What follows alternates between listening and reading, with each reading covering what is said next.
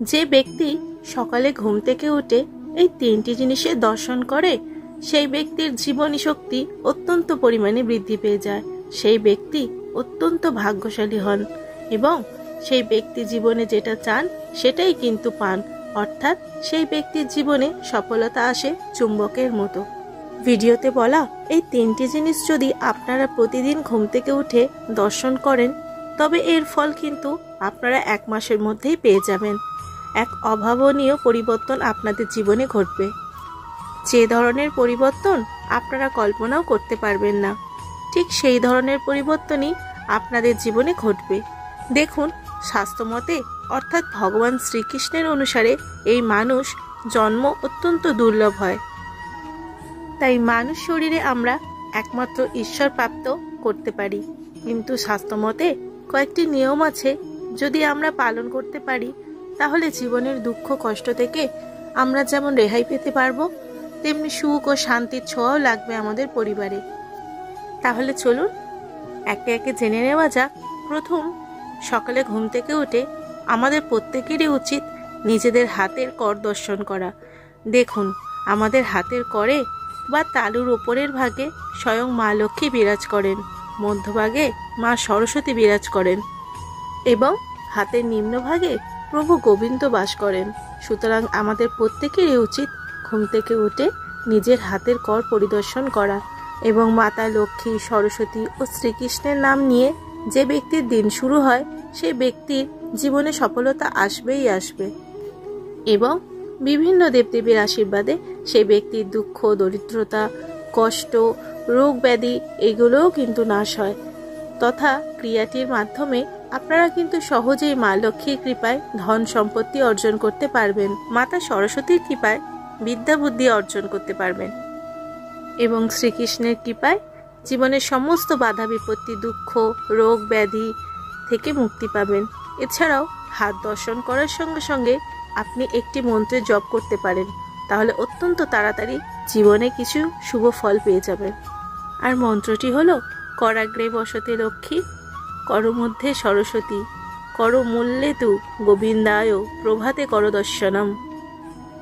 অর্থাৎ আমার হাতের অগ্রভাগে মা লক্ষ্মী, মধ্যভাগে মা সরস্বতী এবং মূল ভাগে ভগবান শ্রীকৃষ্ণ বসবাস করেন এবং এনাদের দর্শন করে থাকি।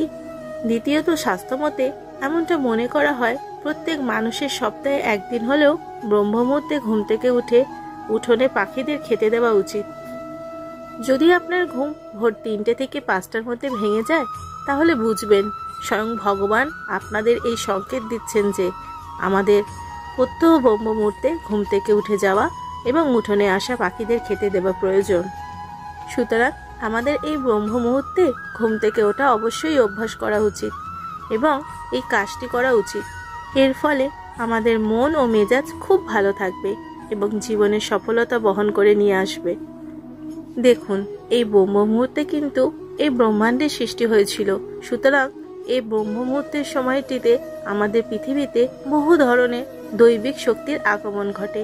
এছাড়াও ভোর 3টে থেকে 5টার মধ্যে এই সময় বায়ুমণ্ডলে কসমিক এনার্জি অত্যন্ত পরিমাণে বৃদ্ধি পায়।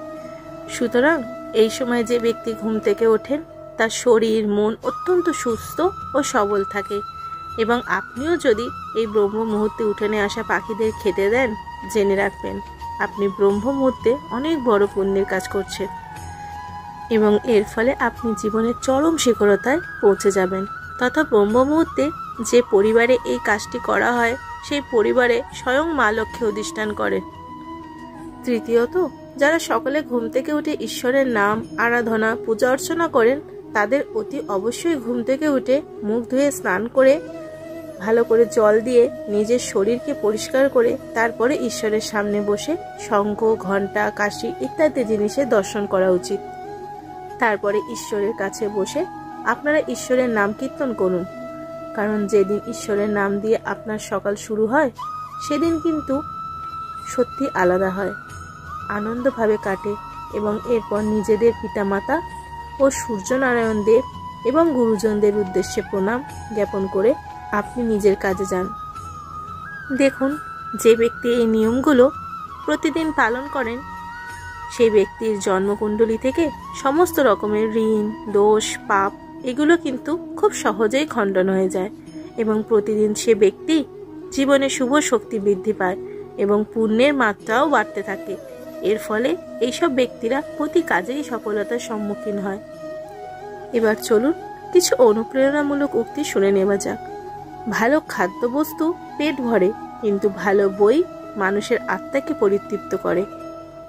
যদি মনে করো তুমি পারবে কিংবা মনে করো তুমি পারবে না, এই দুই ক্ষেত্রেই তোমার বিশ্বাস সঠিক। বুদ্ধিমান লোক জরুরি কাজেই তার জীবন ব্যয় করে। যে দেশে গুণের সমাধান নেই সে দেশে গুণী জন্মাতে পারে না। সবার আগে নিজেকে নিয়ন্ত্রণ করো, তারপরে অন্যকে অনুশাসন করো। নিজে নিয়ন্ত্রিত হলে অন্যকেও নিয়ন্ত্রণ করতে পারবে। নিজেকে নিয়ন্ত্রণ করাই কঠিন। চিন্তার প্রতিফলন ঘটে স্বভাব বা প্রকৃতিতে। যদি কেউ মন্দ অভিপ্রায় নিয়ে কথা বলে বা কাজ করে, দুঃখ তাকে অনুগমন করে। আর কেউ যদি সুচিন্তা নিয়ে কথা বলে বা কাজ করে, সুখ তাকে ছায়ার মতো অনুসরণ করে। আলস্য ও অতিভোজনের দরুন স্থূলকায় নিদালু হয়ে বিছানায় গড়াগড়ি দেওয়ার স্বভাবে পরিণত হলে সেই মূর্খের জীবনে দুঃখের বরাবর পুনরাবৃত্তি ঘটবে। রণক্ষেত্রে সহস্র যোদ্ধার উপরে বিজয়ের চেয়ে রাগ ক্রোধ বিজয়ী বা আত্মজয়ী বীররাই সর্বশ্রেষ্ঠ। কাউকে কটু কথা বলবে না, কারণ সেও কটু প্রত্যুত্তর দিতে পারে। উত্তপ্ত বাক্য বিনিময় তোমার জন্য কষ্টদায়ক হবে। দণ্ডের প্রতিদণ্ড তোমাকেও স্পর্শ করবে। আমি ভেড়ার নেতৃত্বে সিংহ বাহিনীকে ভয় পাই না, কিন্তু সিংহের অধীনে ভেড়ার পালকে ভয় পাই। জীবনে দুটো জিনিস খুবই কষ্টদায়ক। একটি হচ্ছে যখন তোমার ভালোবাসার মানুষ তোমাকে ভালোবাসে কিন্তু তা বলতে পারে না, আর অপরটি হচ্ছে যখন তোমার ভালোবাসার মানুষ তোমাকে ভালোবাসে না এবং সেটা তোমাকে সরাসরি বলে দেয়। আর্থিক সচ্ছলতা বন্ধু আনে, কিন্তু ভালোবাসা আনে না। সোনায় যেমন একটু জল মিশিয়ে না নিলে গহনা মজবুত হয় না, সেই রকমই ভালোবাসার সঙ্গে একটু শ্রদ্ধা ভক্তি না মেশালে সে ভালোবাসাও দীর্ঘস্থায়ী হয় না। জ্ঞানী মূর্খকে চিনতে পারে, কেননা সে জ্ঞানী। পক্ষান্তরে মূর্খ জ্ঞানীকে চিনতে পারে না, কেননা সে মূর্খ। তর্কে জেতা বুদ্ধিমানের কাজ নয়, বরং বুদ্ধিমানের কাজ হলো তর্কে না জড়ানো। তোমার পিঠে কেউ ততক্ষণ পর্যন্ত চড়তে পারবে না যতক্ষণ তুমি না পিঠ নিচু করো। সবকিছু জানা তোমার জন্য আবশ্যক নয়, কিন্তু যা কিছু বলছো তার সবটুকু সম্পর্কে জ্ঞান থাকা আবশ্যক। জীবন চলার পথে পড়ে আছে অসংখ্য পাথর। এতে তোমার চলার পথ যেন থেমে না যায়, বরং পাথরগুলো কুড়িয়ে তৈরি করো সাফল্যের সিঁড়ি। কোনো জিনিসই অতিরিক্ত হওয়া ভালো নয়। জ্ঞানীর সম্পদ হলো তার জ্ঞান, আর মূর্খের সম্পদ হলো তার অর্থ। বাকপটু ও নির্বোধের সাথে তর্কে যেও না, কারণ বাকপটু তোমাকে কথায় পরাজিত করবে আর নির্বোধ তোমাকে কষ্ট দেবে। যার গোপনীয়তা প্রকাশ পেয়ে যায় তার বিরুদ্ধে ষড়যন্ত্রকারীদের সংখ্যাও বেড়ে যায়। ওরা তোমাকে নিয়ে ঠাট্টা করুক, তোমাকে নিয়ে হাসুক, তোমাকে আঘাত করুক, অবজ্ঞা করুক, তাতে কিচ্ছু হবে না, কিন্তু তারা যেন তোমাকে থামাতে না পারে।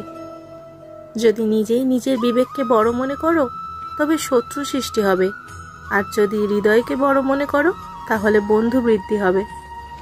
আহাম্মকের সাথে তর্ক করো না, কারণ মানুষ হয়তো দুজনের মধ্যে পার্থক্য করতে ভুল করবে।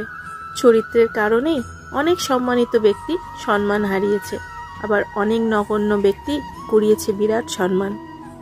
যে ব্যাপারে তুমি সত্যিই বিশ্বাস করো কখনো হাল ছেড়ো না, তুমি একদিন ঠিক পথ খুঁজে পাবে। বন্ধুরা, ভিডিওটা দেখে যদি আপনাদের ভালো লাগে তাহলে অবশ্যই একটা লাইক করবেন এবং এরকম ভিডিও ভবিষ্যতে আরও দেখার জন্য আমার চ্যানেলটা সাবস্ক্রাইব করবেন। সকলে ভালো থাকবেন, সুস্থ থাকবেন। দেখা হবে পরবর্তী ভিডিওতে আবারও কোনো নতুন ভিডিওর সঙ্গে। জয় শ্রীকৃষ্ণ, রাধে রাধে।